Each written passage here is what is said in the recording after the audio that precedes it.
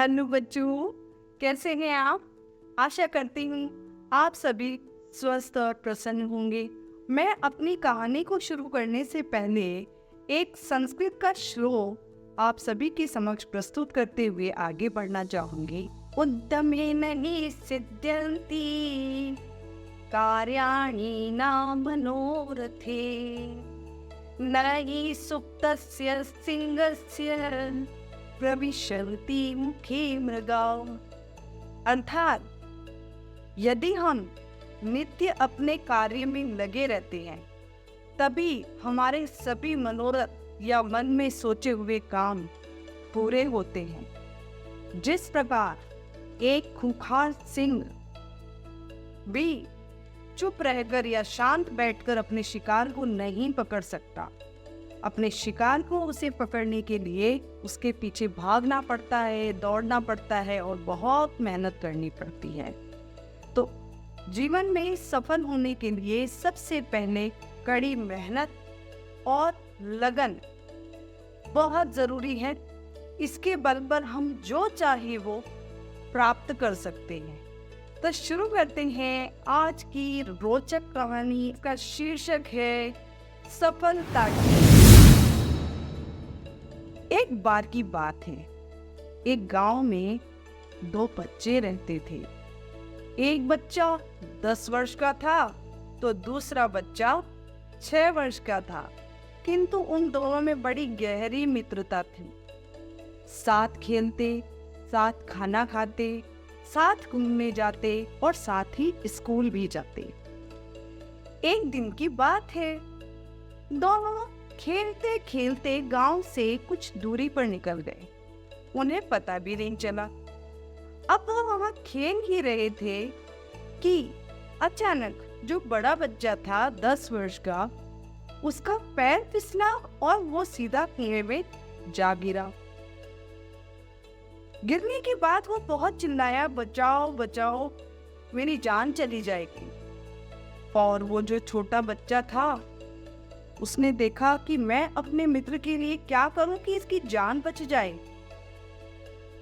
उसने आम देखा न ताव देखा और पास पड़ी एक बाल्टी को देखा जिस पर एक रस्सी बंधी थी। जल्दी से भागा और उस बाल्टी को उठाकर लाया।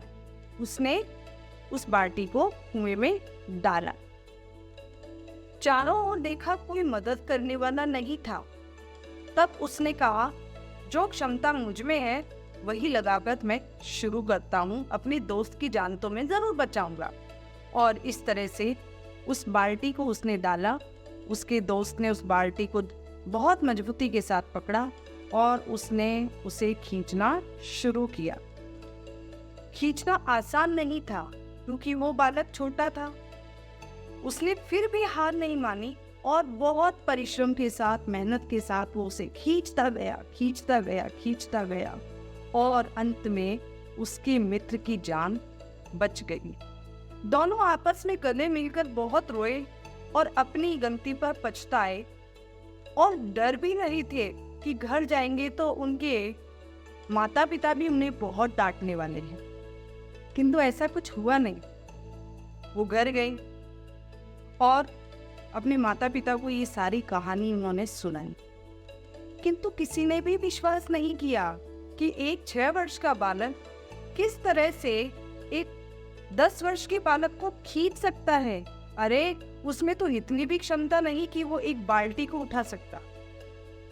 किसी ने उनकी बातों पर भरोसा नहीं किया। किंतु उस गांव में एक बुजुर्ग व्यक्ति थे जो बड़े ही समझदार थे, रहीम चाचा। दोनों बच्चों ने रहीम चाचा को अपने दिल की बात बताई। उन्हें उन बच्चों पर यकीन हुआ, हाँ बेटा, ऐसा हो तो सकता है।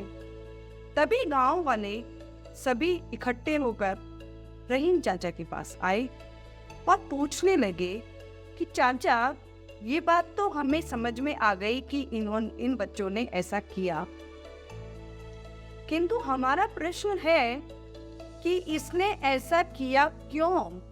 इसमें इतनी ताकत कहाँ से आई?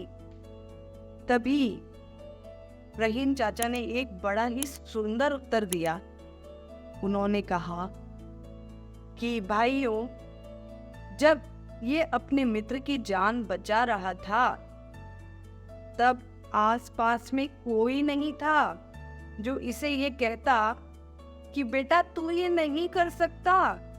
तभी इसमें वो आत्मबल आया और जितनी क्षमता ये लगा सकता था इसने लगाई, और उस वक्त इसका लक्ष्य यही था कि ये अपने दोस्त की जान बचा ले। और जब इसने पूरा मानसिक रूप से ये सोचकर अपने शरीर के बल को लगाकर प्रयास किया तो ये कामयाब हुआ। तो बच्चों, यही जीवन की भी सच्चाई है। उस 10 वर्ष के बालक के रूप में आप अपने जीवन के लक्ष्य को चुनिए, चाहे कितना ही बड़ा क्यों न हो, आप उसे पा सकते हैं। किंतु उसके लिए आपको पूरा प्रयास करना पड़ेगा, दिल से करना पड़ेगा और दिमाग से करना पड़ेगा। मेरे अनुसार इस दुनिया में ऐसा कोई बच्चा नहीं है जिसमें क्षमता ना हो। हर बच्चे में अलग अलग प्रकार की क्षमता होती है और वो उनके अनुसार जीवन में बहुत कुछ कर सकता है। तो इसी उम्मीद के साथ मैं ये आशा करती हूँ कि आप सभी अपने जीवन में इतने ऊंचे लक्ष्य तक पहुँचेंगे जिसका शायद आपको अभी पता भी नहीं है। तो प्यारे बच्चों, शुरू हो जाइए। सबसे पहले तो अपनी पढ़ाई में लग जाइए। यदि मन लगाकर अभी से पढ़ना शुरू करेंगे तो बड़े होने के बाद रास्ते ही रास्ते आपके लिए तैयार होंगे। इन्हीं शुभकामनाओं के साथ मैं आपसे विदा लेना चाहूंगी और आप सभी अपनी पढ़ाई को बहुत अच्छे से करेंगे। और हाँ, एक और नई बात मैं आपसे बताना चाहूंगी कि मेरी इस कहानी की वीडियो के बाद जो नई वीडियो आने वाली है वो हमारी पढ़ाई से संबंधित है। आज की स्टोरी में हमने किया मनोरंजन और उसके साथ में कहानी को आनंद लिया और अपने जीवन में आगे बढ़ने की सीख भी ली। आगे हम लोग व्याकरण का बड़ा ही रोचक प्रकरण पढ़ने वाले हैं, कारण। तो तैयार रहिएगा आप सभी। आप सभी ने मेरी कहानी को इतने ध्यान से सुना, उसके लिए आप सभी का बहुत बहुत धन्यवाद।